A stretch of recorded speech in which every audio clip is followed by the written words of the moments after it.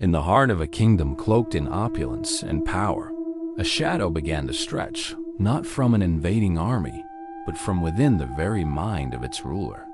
King Theron, a man whose name once commanded respect and whose presence radiated strength, now found himself a prisoner of his own slumber.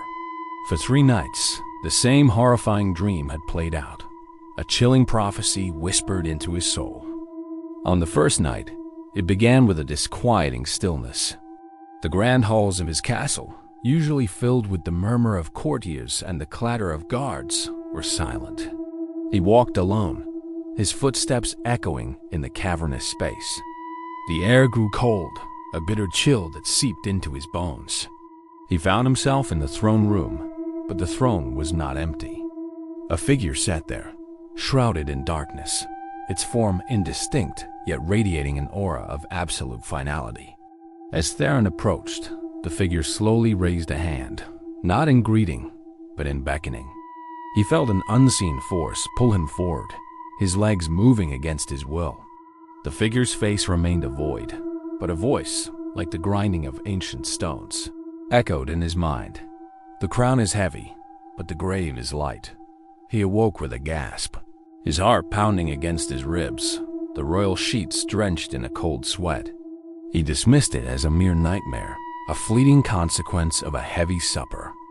The second night, the dream returned, but it was more vivid, more personal.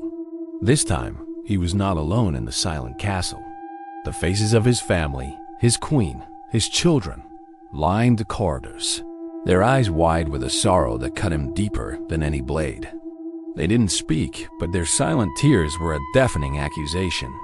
He pushed past them, drawn again toward the throne room. The air was thick with the scent of wilting lily, the funereal flower. The shrouded figure was waiting, and this time, as he was pulled inexorably closer, it leaned forward. A skeletal hand, adorned with a twisted, dark version of his own signet ring, reached out and touched his chest, right over his heart. An icy numbness spread through his body, a paralysis of pure dread. The voice came again, colder and clearer. Your reign ends. Your line falters. Your name will be but a whisper on the wind. He woke up screaming, his voice raw.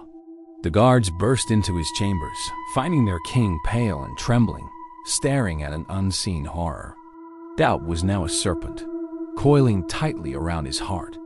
By the third day, the king was a ghost in his own palace. He refused food, his eyes darting at every shadow. He ordered the castle lit with 1,000 candles, trying to banish the encroaching darkness. He surrounded himself with his most loyal guards, but found no comfort in their presence. He knew night was coming, and with it, the dream.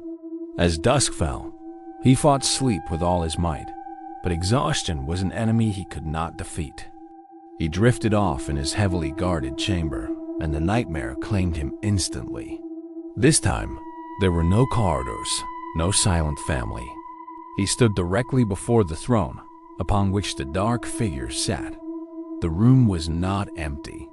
It was filled with a spectral court of shadows, their hollow eyes fixed on him.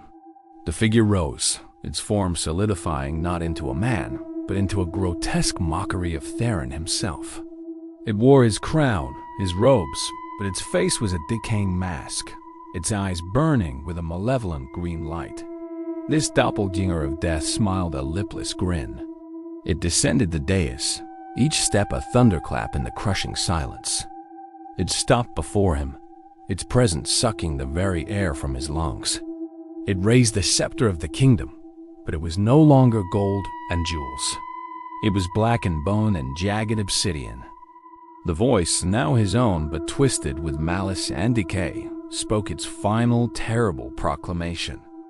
3 warnings I've given. The debt is due. Tonight, you pay it. The scepter swung down, and as it connected, he felt not pain, but a shattering of his very soul. King Theron's eyes flew open. He was in his bed, the morning sun streaming through the window. For a moment, a wave of relief so powerful it almost made him weep washed over him. It was just a dream. A terrible 3-night dream, He sat up, laughing weakly at his own fear. He called for his guards, his voice still shaky but regaining its command. "I am well. It was nothing but a foolish dream." But as his feet touched the cold stone floor, he felt it. The same icy numbness that had spread from the specter's touch in his dream. It started in his toes and crept with unnatural speed up his legs. He tried to stand, but his limbs wouldn't obey. Panic seized him. He looked down at his hands. They were turning a deathly pale, the veins darkening to a bruised purple. He could feel his heart beginning to slow, each beat a struggle, a final labored rhythm. His breath hitched in his throat. His terrified eyes darted around the room, and in the reflection of a polished silver mirror, he saw it. Standing behind him, a shroud of darkness, a figure with a lipless grin, its hand resting gently on his shoulder. The king opened his mouth to scream, but only a faint, rattling sigh escaped. His vision tunneled into blackness as the last thing he heard was a familiar, grinding whisper right beside his ear. "The grave is light."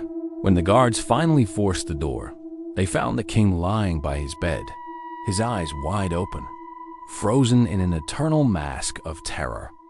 The kingdom had a new ruler that day, fear, and the throne, for the first time in centuries, was empty. Thank you for watching. If tales of ancient mysteries and chilling legends intrigue you, don't forget to like this video and subscribe to our channel for more journeys into the shadows. Stay curious and stay safe.